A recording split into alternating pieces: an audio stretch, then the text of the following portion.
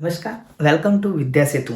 આપણે વાસ્તવિક સંખ્યાઓ વિશેનો બેઝિક પરિચય મેળવ્યો હતો. વિવિધ પ્રકારની સંખ્યાઓ વિશેનો અભ્યાસ કર્યો હતો, જેમાં ધન સંખ્યાઓ આવી જાય છે, જેમાં ઋણ સંખ્યાઓ આવી જાય છે, જીરો પણ આવી જાય છે, સમય સંખ્યાઓ એટલે કે અંશ અને છેદવાળી સંખ્યાઓ આવી જાય છે. એ જ સંખ્યાઓ આપણી પોઈન્ટવાળી સંખ્યાઓ છે, જેને સમય સંખ્યાઓ કહીએ છીએ.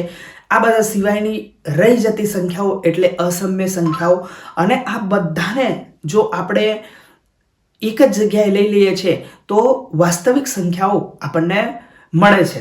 હવે આ વાસ્તવિક સંખ્યાઓ બેઝિક પરિચય લીધા બાદ એક સ્ટેપ આપણે આગળ વધીએ છીએ કે કોઈ સંખ્યા બને છે ક્યારે, કેવી રીતે કોઈ સંખ્યા બની શકે છે.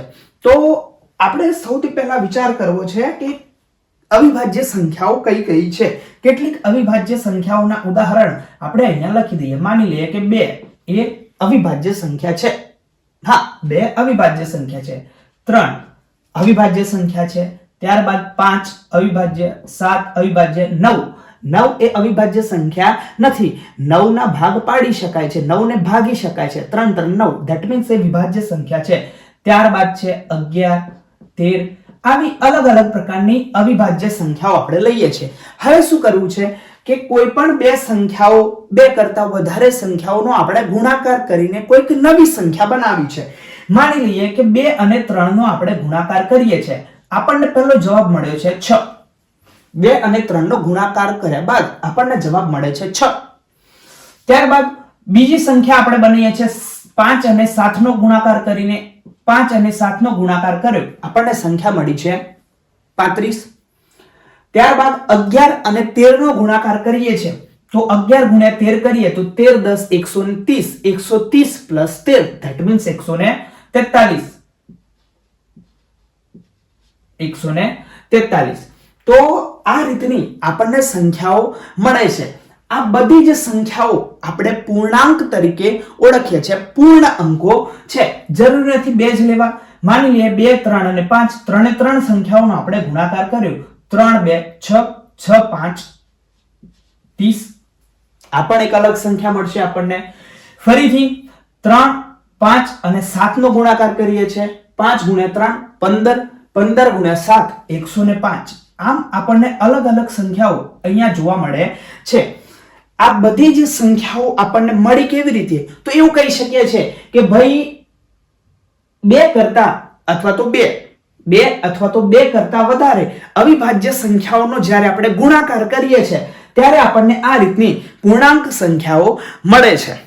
હવે આ વાતને સાઈડમાં રાખીએ છીએ અને હવે બીજી રીતે વિચાર કરીએ છીએ કે ભાઈ અવિભાજ્ય સંખ્યાઓના ગુણાકારના લીધે આપણને અહીંયા પૂર્ણાંકો મળે છે, પૂર્ણ સંખ્યાઓ મળે છે. જેમ કે 215 આ પણ શું છે? એક સંખ્યા છે. આના શું આપણે ભાગ પાડી શકીએ છીએ? આને શું આપણે કોઈ સંખ્યા વડે ભાગી શકીએ છીએ?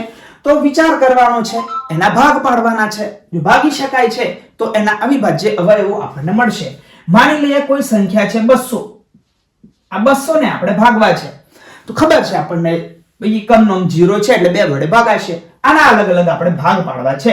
માની લઈએ આના ભાગ પાડીએ છીએ તો શું પડશે? પહેલા 2 ગુણ્યા 100 બેઝિક ભાગ આપણે આવા પાડી શકીએ છીએ. 100 ના હજી ભાગ પડે છે તો 100 ના ભાગ આપણે શું પાડશું? 2 ગુણ્યા 25 4 100. 25 ગુણ્યા 4 આ પણ ભાગ પડી શકે છે. હજી 25 અને 4 ના ભાગ પડી શકે છે. 2 ગુણ્યા 5 ગુણ્યા 5 ગુણ્યા 2 ગુણ્યા 2. 5 2 10, 10 5 50, 50 2 100, 100 2 200. 200 એ પૂર્ણાંક હતી.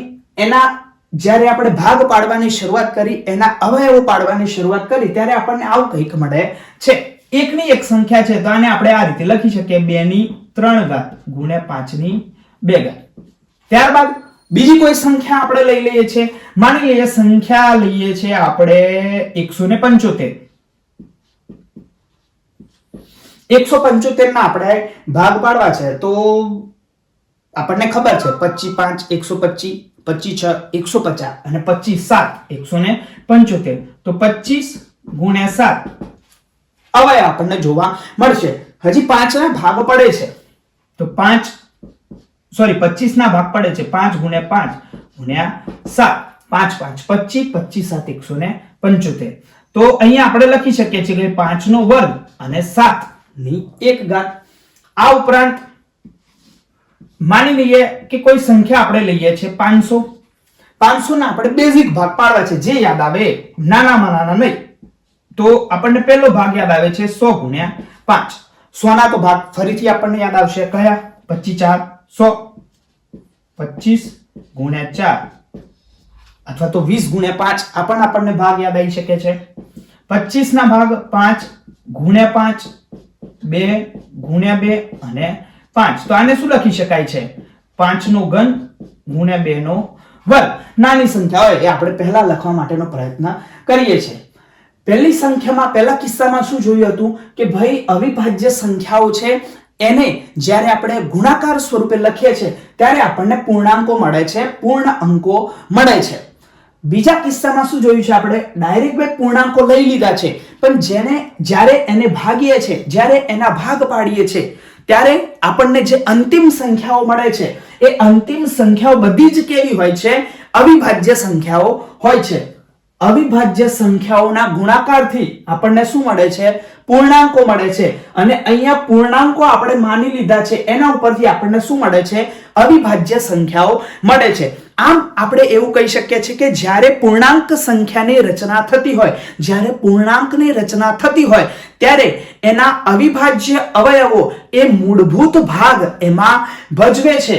આના જ ઉપરથી આપણો એક મહત્વપૂર્ણ કોન્સેપ્ટ ત્યાંથી નીકળીને આવે છે, એ એટલે છે આપણું અંક ગણિત.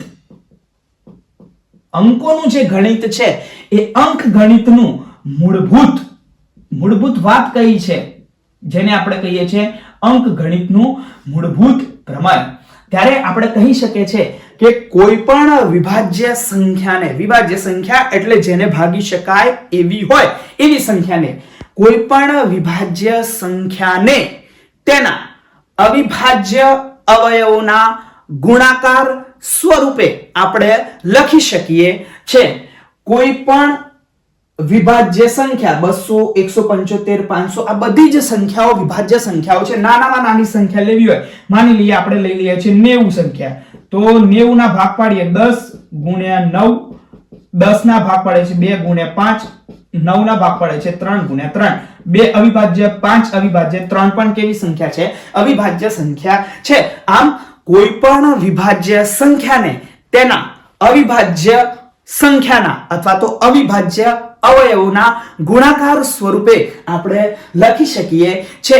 આ જ વસ્તુને આપણે અંક ગણિતનું મૂળભૂત પ્રમેય તરીકે ઓળખીએ છીએ. કોઈ પણ વિભાજ્ય સંખ્યાને તેના અવિભાજ્ય સંખ્યાના ગુણાકાર સ્વરૂપે લખી શકીએ છે. આ બેઝિક વાત છે. આગળ જે આપણે વસ્તુ ભણવાના છે એને એ ભણવામાં ખૂબ જ ઉપયોગી સાબિત થઈ શકે છે. તો મળીએ નેક્સ્ટ વિડીયોમાં. ત્યાં સુધી ધન્યવાદ.